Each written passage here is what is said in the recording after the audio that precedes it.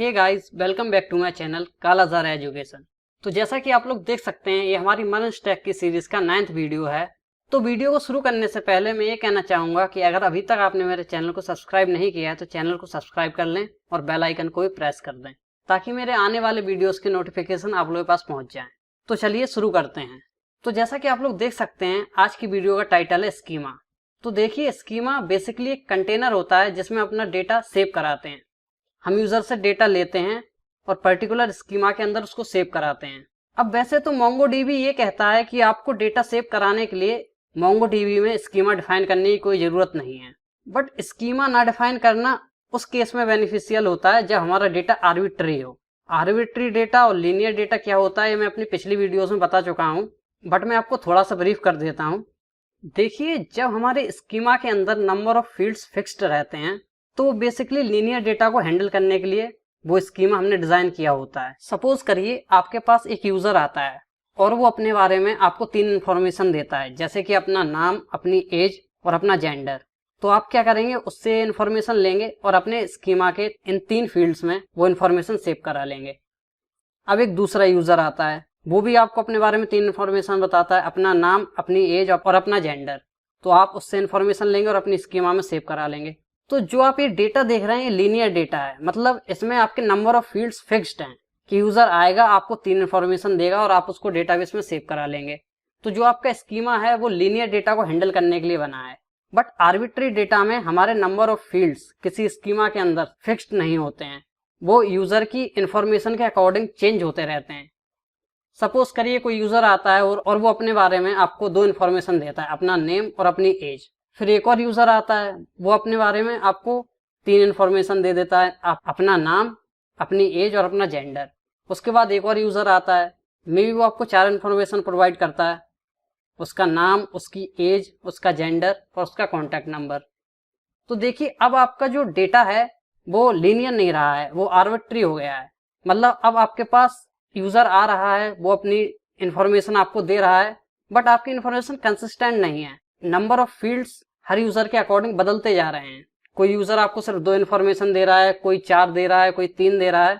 तो ये डेटा जो आपके पास आ रहा है वो आर्बिट्री डेटा है। तो इस डेटा को हैंडल करने के लिए आपके स्कीमा में नंबर ऑफ फील्ड्स फिक्स नहीं है, वो बदल रहे हैं यूजर के अकॉर्डिंग। तो इस टाइप के डेटा को आर्बिट्री डेटा कहते हैं। अब जैसे कि मैं पहले बता चुका हूं कि मोंगोडीबी ये कहता है कि आपको स्कीमा डिफाइन करने की कोई जरूरत नहीं है डेटाबेस में डेटा सेव कराने के लिए, बट ये आर्बिट्री डेटा के केस में बहुत फीजिबल होता है, क्योंकि हमें नहीं पता कि यूजर आएगा और हमें कितने नंबर ऑफ फील्ड्स के बारे में इंफॉर्मेशन देगा और हम अपने डेटाबेस में उसे सेव कराएंगे। बट जब हमें पता है कि हमारा डेटा लीनियर होने वाला है या हम लीनियर डेटा के साथ डील करने वाले हैं, तो हम उसके करस्पॉन्डेंस से एक स्कीमा बना देते हैं और उस पर्टिकुलर स्कीमा में हम अपने डेटा को सेव करा देते हैं। इसका मतलब ऐसा बिल्कुल नहीं है कि आपको लीनियर डेटा के लिए भी मोंगोडीबी में स्कीमा बनाना जरूरी है।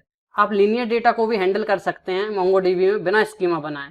बट अगर आप बिगनर हैं तो मैं ये सजेस्ट करूंगा, पहले आप स्कीमा के साथ डील करना सीख जाएं, उसके बाद स्कीमा लेस एप्लीकेशन बनाएं। देखिए, कोड में बहुत ज्यादा मेजर चेंज नहीं होता है जब हम स्कीमा के साथ काम करें या स्कीमा के बिना काम करें, सिर्फ certain lines of code he change होता है। बट मैं यही कहूंगा कि अगर आप बिगनर हैं या इंटरमीडिएट लेवल के प्रोग्रामर हैं तो आप स्कीमा के साथ काम करें। एक बार जब आप इस टेक्नोलॉजी में थोड़ा सा एक्सपीरियंस गेन कर लेंगे तब स्कीमा लेस एप्लीकेशन बनाना आपके लिए फिजिबल होगा। तो चलिए आज हम एक स्कीमा डिजाइन कर लेते हैं अपने एप्लीकेशन के लिए, जिसमें हम यूजर का डेटा रखेंगे जब वो साइन अप करेगा। यूजर का डेटा मतलब उसका नाम, उसकी एज, उसका कॉन्टैक्ट नंबर और भी बहुत सारी चीजें। तो इसके करस्पॉन्डेंस हम एक स्कीमा बना लेते हैं अपने एप्लीकेशन में। तो चलिए शुरू करते हैं। तो जैसा कि आप लोग देख सकते हैं, हम अपने प्रोजेक्ट के अंदर आ गए हैं और ये हमने अपना प्रोजेक्ट VS कोड में ओपन कर लिया है। तो चलिए पहले हम अपने प्रोजेक्ट को रन करा लेते हैं। तो रन कराने के लिए आपको कमांड डालनी है npm स्टार्ट।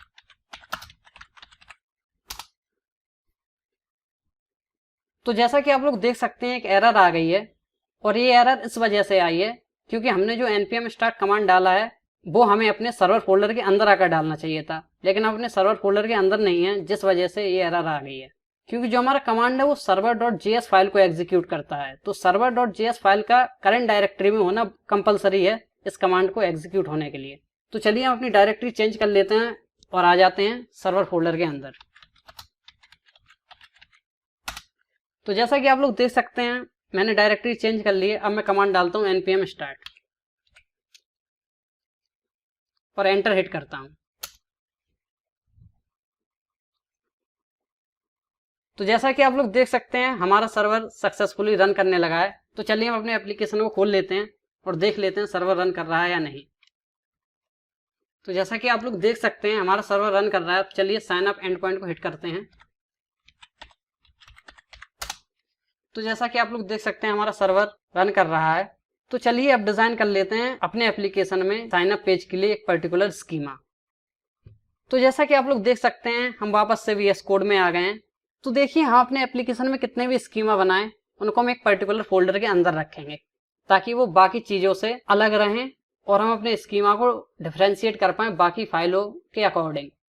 तो चलिए सबसे पहले एक फोल्डर बना लेते हैं। तो फोल्डर बनाने के लिए आपको फोल्डर वाले आइकन पर क्लिक करना होगा और इस फोल्डर का नाम दे देते हैं मॉडल्स। देखिए बेसिकली स्कीमास को हम मॉडल्स भी बोलते हैं। तो आप चाहें तो इस फोल्डर को नाम स्कीमा भी दे सकते हैं और मॉडल्स भी दे सकते हैं, जो आपको अच्छा लगे आप वो दें। उसके बाद हम इस मॉडल्स नाम के फोल्डर के अंदर एक फाइल बना लेते हैं जिसमें हमारे मोस्टली ऑथेंटिकेशन से रिलेटेड स्कीमास होंगे। तो चलिए एक फाइल बना लेते हैं, उसका नाम मैं रख रहा हूँ auth.js। तो अब हम इसके अंदर अपना स्कीमा डिफाइन करेंगे और ये स्कीमा क्या करेगा, जब भी कोई यूजर हमारे साइन अप वाले एंड पॉइंट को हिट करेगा और वो फ्रंट एंड से बैक एंड पे डेटा भेजेगा जैसे कि अपना नाम और अपना ईमेल वगैरह, तो हम इस स्कीमा के अंदर उस डेटा को सेव कराएंगे। तो चलिए देख लेते हैं स्कीमा कैसे बनाया जाता है। तो सबसे पहले आपको एक पैकेज अपने स्कोप में लाना होगा जिसका नाम है mongoose। तो हम उसे mongoose नाम के वेरिएबल में इनिशियलाइज कर रहे हैं। const mongoose equal to require mongoose। देखिए जैसे कि मैं अपनी प्रीवियस वीडियोस में बता चुका हूँ, mongoose जो होता है वो एक क्लाइंट है जो हमें अपने MongoDB डेटाबेस से इंटरेक्ट करने में हेल्प करता है। तो उसी mongoose पैकेज को हमने अपने एप्लीकेशन में इनिशियलाइज किया और एक mongoose वेरिएबल के अंदर सेव कराया है। अब हम mongoose के एक फीचर को यूज करेंगे जिसका नाम है स्कीमा। देखिए अगर हमें MongoDB में स्कीमा बनाना है तो हमें mongoose के एक स्कीमा नाम की फंक्शनैलिटी को यूज करना होगा अपने एप्लीकेशन में स्कीमा बनाने के लिए। तो चलिए उस फंक्शनैलिटी को इनिशियलाइज कर लेते हैं।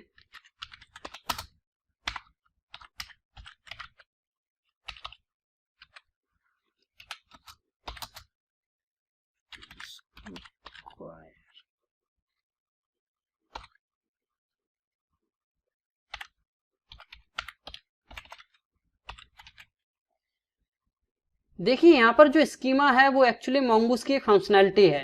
हमने इसको स्कीमा नाम इसलिए दिया है क्योंकि mongoose पैकेज के अंदर ये स्कीमा नाम से ही डिफाइन है। तो जो डिफॉल्ट फंक्शनैलिटीज होती है किसी पैकेज के अंदर हमें उनको एज इट इज नाम देना होगा। अगर हम यहाँ पर स्कीमा ना देकर स्कीमास कर दें या कुछ और कर दें तो हमें एरर मिलेगी। तो देखिए कुछ डिफॉल्ट फंक्शनैलिटीज होती हैं जिन्हें हमें डिफॉल्ट नेम ही देने होते हैं, हम उन नेम को बदल नहीं सकते हैं। और जो डिफॉल्ट नेम होते हैं वो कर्ली ब्रेसेस के अंदर आते हैं। तो जहां पर भी आपको कर्ली ब्रेसेस के अंदर कोई भी वेरिएबल इनिशियलाइज किया हुआ मिले या कर्ली ब्रेसेस के अंदर कोई भी वेरिएबल मिले तो समझ लीजिएगा वो उसका डिफॉल्ट नेम है और उसे चेंज नहीं किया जा सकता। तो चलिए अब अपनी स्कीमा का एक नाम रख लेते हैं और उसका एक नया इंस्टेंस क्रिएट कर लेते हैं। तो आपको लिखना है कॉन्स्ट स्कीमा का नाम। आप कुछ भी दे सकते हैं, मैं यूजर का डेटा सेव करा रहा हूं इसलिए उसको यूजर स्कीमा नाम दे रहा हूं। ये न्यू इंस्टेंस हमने क्रिएट किया अपनी स्कीमा के लिए और स्कीमा फंक्शनैलिटी का यूज कर रहे हैं।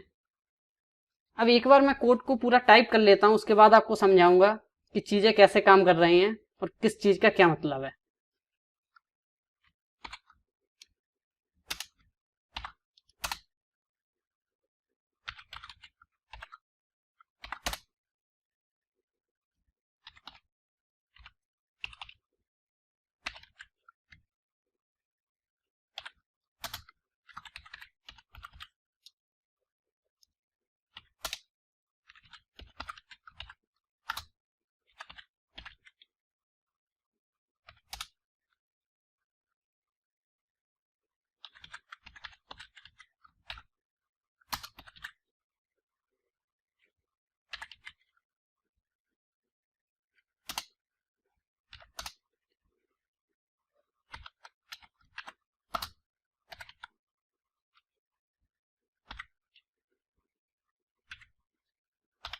तो जैसा कि आप लोग देख सकते हैं, सबसे पहले इस लाइन को देखिए, हमने क्या किया है, एक स्कीमा डिफाइन किया है जिसका नाम हमने रखा है यूजर स्कीमा। उसके लिए हमने एक न्यू कीवर्ड का यूज किया है जिससे इस स्कीमा के लिए एक नया इंस्टेंस बन जाएगा, और हमने स्कीमा फंक्शनैलिटी का यूज किया जो कि मंगूस पैकेज का हिस्सा है। उसके अंदर हमने एक फील्ड बनाई है नेम नाम की, जिसका टाइप होगा स्ट्रिंग। और ये जो आप ट्रिम देख रहे हैं, ट्रिम का मतलब होता है, हमने ट्रिम की वैल्यू ट्रू इसलिए दी है कि अगर कोई यूजर अपने नाम के शुरुआत में स्पेस और नाम के बाद अगर स्पेस सेट करता है तो उसका नाम ट्रिम हो जाएगा, मतलब व्हाइट स्पेसेस खत्म हो जाएं उसके नाम में से। अगर वो अपने नाम के स्टार्ट में बहुत सारे व्हाइट स्पेसेस दे देता है या अपने नाम के लास्ट में बहुत सारे स्पेसेस दे देता है तो व्हाइट स्पेसेस ये प्रॉपर्टी ट्रिम कर देती है, मतलब उसके नाम से हटा देती है, ताकि हमारे पास एग्जैक्ट नेम आ जाए। अगर यूजर गलती से भी ऐसा कुछ करता है तो हमारे पास एग्जैक्ट नेम आ जाएगा। ये ट्रिम प्रॉपर्टी उस चीज का ध्यान रखती है। उसके बाद हमने एक और प्रॉपर्टी का यूज किया है जिसका नाम है रिक्वायर्ड। रिक्वायर्ड ट्रू का मतलब है ये फील्ड नेसेसरी है, इस फील्ड के बिना इस स्कीमा में डेटा सेव नहीं होगा। अगर यूजर नेम नाम की फील्ड में डेटा नहीं डालेगा तो वो डेटा डेटाबेस में सेव नहीं होगा। रिक्वायर्ड ट्रू करने से हमें ये बेनिफिट मिलता है कि यूजर इस फील्ड को एम्प्टी नहीं छोड़ सकता, उसे कुछ ना कुछ वैल्यू देनी होगी इस फील्ड के अंदर। अब आप यहाँ पर एक ये मैक्स 32 देख रहे हैं। मैक्स 32 का मतलब है मैक्सिमम लेंथ, स्ट्रिंग की मैक्सिमम लेंथ होगी 32 कैरेक्टर्स की। अगर यूजर 32 कैरेक्टर्स से ज्यादा का स्ट्रिंग डालता है तो जो हमारा एप्लीकेशन है वो एरर क्रिएट कर देगा। तो चलिए, हमने नेम नाम की फील्ड बना ली है, अब हम और फील्ड बना लेते हैं जो कि हमें इस एप्लीकेशन में जरूरी है साइन अप पेज पर। तो जैसे हमने नेम बनाया, हम बनाएंगे ईमेल।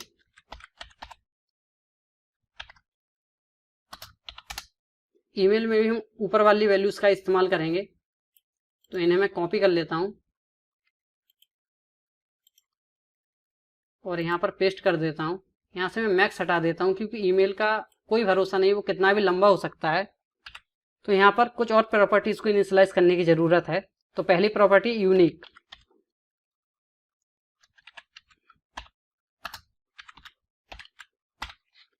देखिए, ये यूनिक प्रॉपर्टी क्या करेगी, हमारे एप्लीकेशन में एक ईमेल सिर्फ एक ही बार सेव हो सकता है। अगर कोई यूजर सेम ईमेल से 2 अकाउंट क्रिएट करने की कोशिश करेगा तो वो क्रिएट नहीं कर पाएगा। यूनिक प्रॉपर्टी का काम होता है किसी पर्टिकुलर फील्ड को एक यूनिकनेस प्रोवाइड कर देना। जैसे कि अगर एक पर्टिकुलर ईमेल हमारे डेटाबेस में ऑलरेडी सेव्ड है तो वही ईमेल से कोई दूसरा यूजर साइन अप नहीं कर सकता या कोई दूसरा अकाउंट नहीं बनाया जा सकता। हमने यहाँ पर एक और प्रॉपर्टी इनिशियलाइज की है जो कि है लोअर केस। लोअर केस की वैल्यू भी हमने ट्रू रखी है। ये इसलिए रखी है कि सपोज यूजर अपर केस में अपनी ईमेल आईडी डालता है तो बाय डिफॉल्ट लोअर केस में कन्वर्ट हो जाएगी। और जो हमारा सिस्टम है, या यूं कह लीजिए जो हमारा एप्लीकेशन है, वो ईमेल बेस्ड एप्लीकेशन है। यहाँ पर जो यूजर का ऑथेंटिकेशन होगा या यूं कह लीजिए जो लॉगिन होगा वो ईमेल और पासवर्ड के बेस पर ही होगा। इसीलिए हमने लोअर केस को ट्रू रखा है ताकि अगर कोई यूजर अपर केस में भी वैल्यू डालता है तो बाय डिफॉल्ट जो ईमेल है वो लोअर केस में कन्वर्ट हो जाएगा और अपर केस और लोअर केस वाली कोई प्रॉब्लम नहीं आएगी जब हम साइन इन करवाएंगे। ईमेल के बाद हम ले लेते हैं पासवर्ड।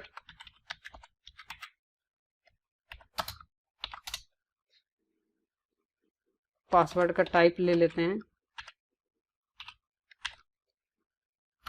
पासवर्ड का टाइप स्ट्रिंग होगा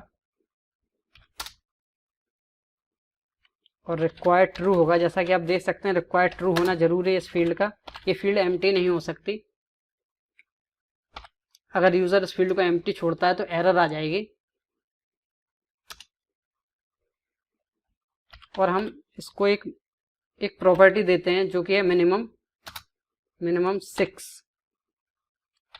हमने मिनिमम 6 इसलिए दिया है कि पासवर्ड कम से कम 6 कैरेक्टर्स का होना तो जरूरी है। अगर यूजर 6 कैरेक्टर से कम का पासवर्ड डालता है तो हमारा एप्लीकेशन एरर क्रिएट कर देगा। उसके बाद हम एक और फील्ड बना लेते हैं जो कि रोल।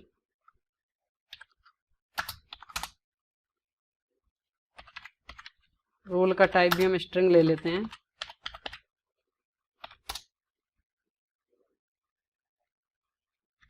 और एक प्रॉपर्टी का यूज करते हैं डिफॉल्ट।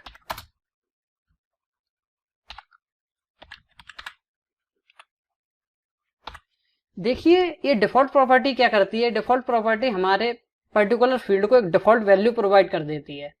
मतलब अब ये जो वैल्यू है ये हम यूजर से नहीं ले रहे हैं। जब भी यूजर हमारे साइन अप फॉर्म को हिट करेगा और वो डेटा स्कीमा में भेजेगा, ये रोल में जो वैल्यू जानी है यूजर, वो बाय डिफॉल्ट इनिशियलाइज हो जाएगी। मतलब जब भी हमारा साइन अप फॉर्म या यूं कह लीजिए sign up end point hit होगा और यूजर अपना डेटा भेजेगा हमारे एप्लीकेशन के बैकएंड पर, तो रोल नाम के फील्ड में ये डिफॉल्ट वैल्यू ऑटोमेटिकली इनिशियलाइज हो जाएगी। तो जैसा कि आप लोग देख सकते हैं, हमने पर्टिकुलर 4 फील्ड्स ले ली अपनी स्कीमा में। यूजर का नेम, उसका ईमेल, उसका पासवर्ड और रोल हम बाय डिफॉल्ट इनिशियलाइज करवा रहे हैं। जो भी यूजर हमारे एप्लीकेशन पर साइन अप करेगा उसको यूजर नाम का रोल बाय डिफॉल्ट मिल जाएगा, या हम उसको यूजर नाम का रोल बाय डिफॉल्ट इनिशियलाइज कर देंगे। तो ये 4 फील्ड हमारे स्कीमा का हिस्सा हैं। इसके बाद हम एक प्रॉपर्टी का यूज करते हैं जो कि स्कीमा की प्रॉपर्टी है, जिसका नाम है टाइम स्टैम्प। तो पहले मैं टाइप कर लेता हूं।